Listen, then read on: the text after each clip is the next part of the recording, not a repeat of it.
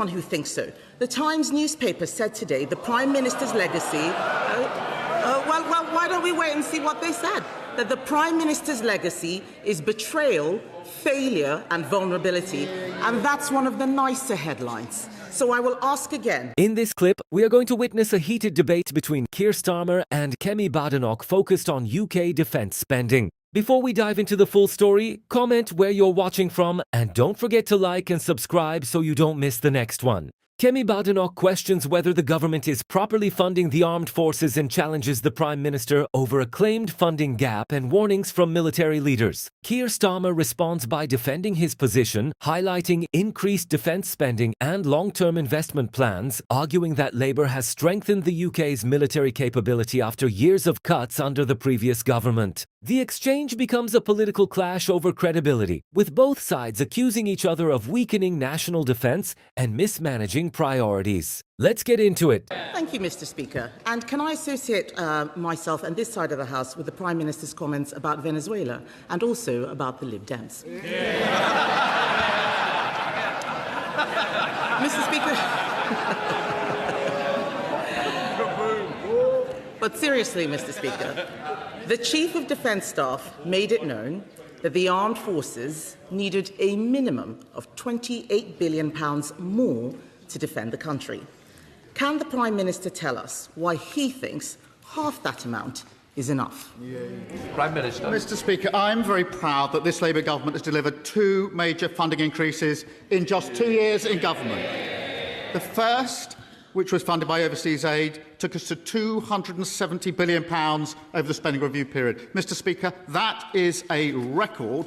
The Defence Investment Plan gives us capability we need for the future. That sets a new record, Mr. Speaker, of £300 billion over the next 4 years. That will be invested in drones and autonomous weapons, the largest ever investment, strengthening the UK's nuclear capability, upgrading our naval bases in the most significant way for 45 years, and confirming our commitment to the next generation of fighter jets. That is what is needed to keep our country safe.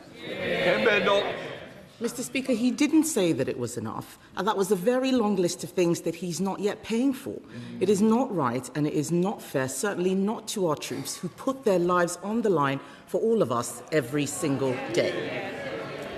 3 weeks ago, Mr. Speaker, 3 weeks ago, the Defence Secretary resigned, saying, "I am being forced to make decisions that would increase the risk to personnel on operations and could make the country less safe."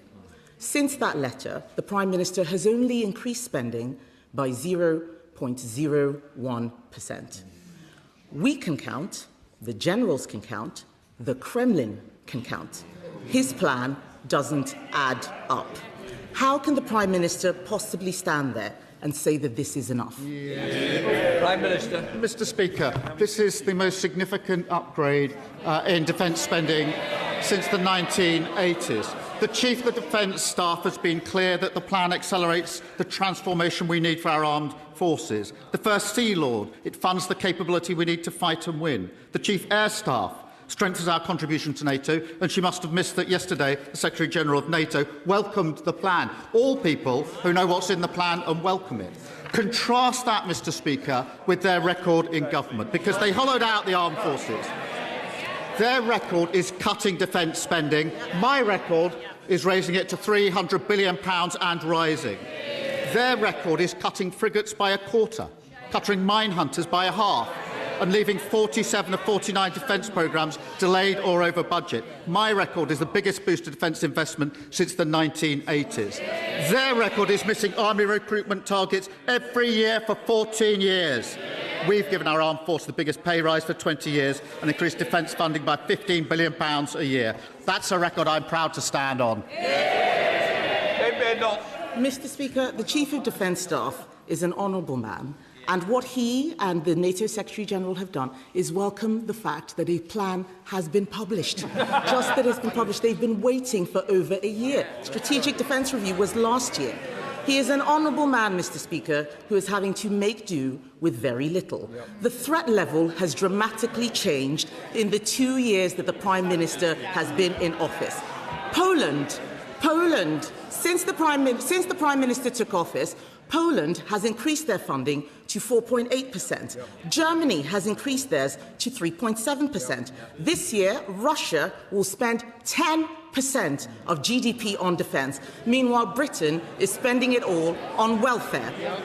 Even the limited plan that he has announced has completely unravelled because he hasn't found the money to pay for it. It is £5 billion short. We all know that he is leaving this mess to his successor. So can he confirm that the member for Makerfield has agreed to fund the shortfall? Prime Minister. Mr. Speaker, what they did was to cut defence spending. When they came into power, defence spending was 2.5%. What did they do? They cut it to 2.3%, a cut. And on welfare, what did they do? They put it up by £88 billion. So we'll take no lectures from them about either welfare or defence. This is £15 billion of new investment for defence, delivered outside of a budget, outside of a spending review. Mr. Speaker, that's about £1 billion a year over 4 years. Because of the decisions at the last budget, we've got headroom of £22 billion. That is precisely so we can take decisions like this. We delivered it outside a budget, outside a spending review. Just like we did with the special educational needs, outside a budget, outside a spending review. Just like the previous government did, Mr. Speaker, when they announced their 5-year NHS plan in 2018, outside a budget, outside a spending review. And what did they say when they were challenged about it, Mr. Speaker? I'll quote.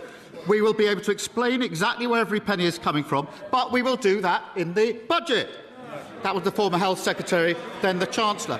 When they published their integrated defence review in 2020, what did they do? They set out the funding at the next spending review. So let's drop the faux outrage, focus on what matters, the biggest sustained increase for 40 years, the biggest increase for 45 years, providing what is needed to keep the country safe. Kemi Badenoch.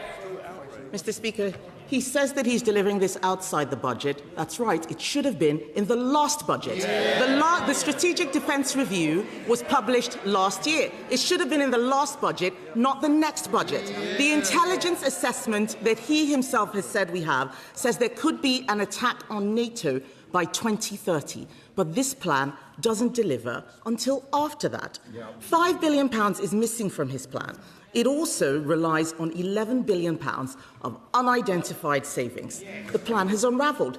It is a total dereliction of duty, and I'm not the only one who thinks so. The Times newspaper said today the Prime Minister's legacy...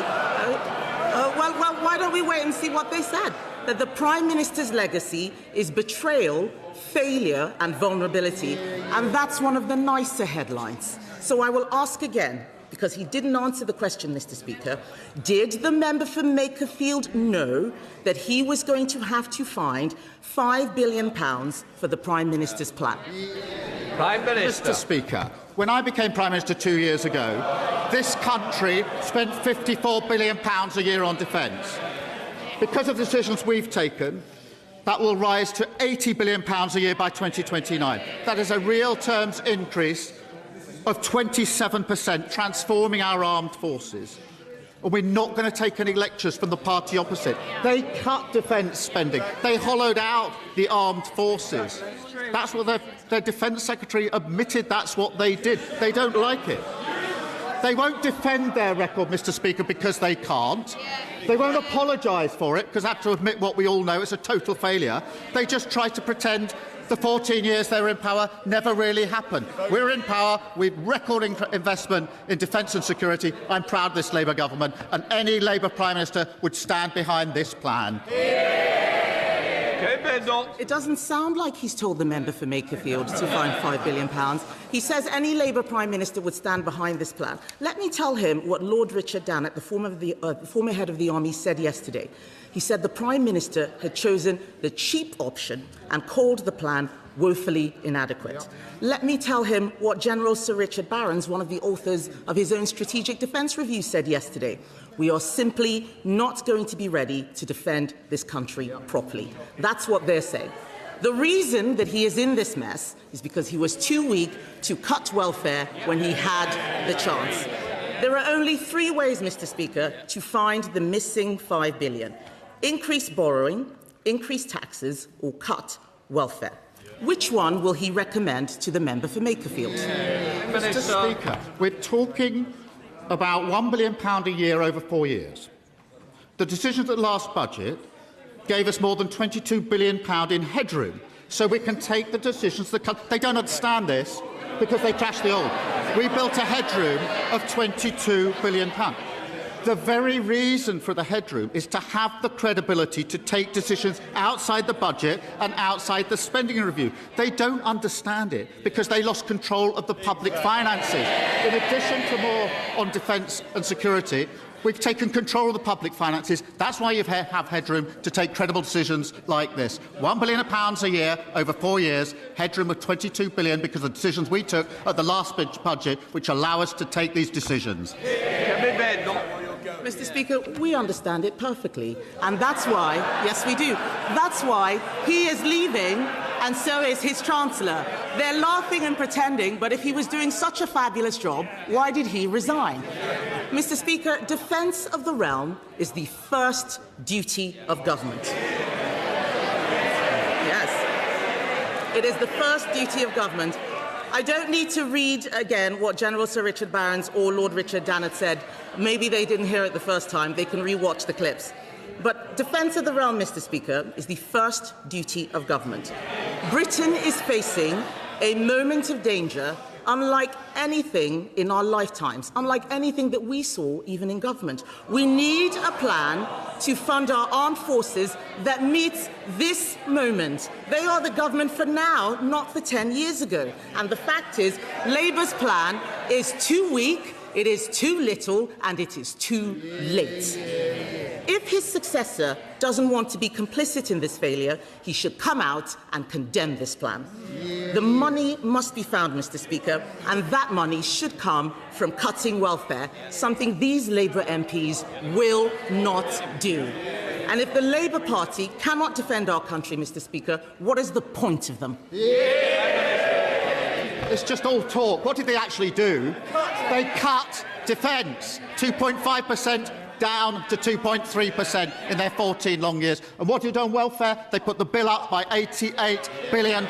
So no lectures from them. They failed in the first duty of government. And they won't defend their record, will they? They won't stand here and defend it because they know never do they stand here and defend their record because they can't. 14 years of failure. They don't get up and apologise, which is what they should do, because they would admit what we all know how much they failed. So they just sit there pretending it didn't happen. Well, it did happen. You hollowed out the armed forces. We're correcting you. And I'll tell you what else. When we came into power, public services were on their knees. Today, we've seen the fastest fall in NHS waiting lists for 17 years.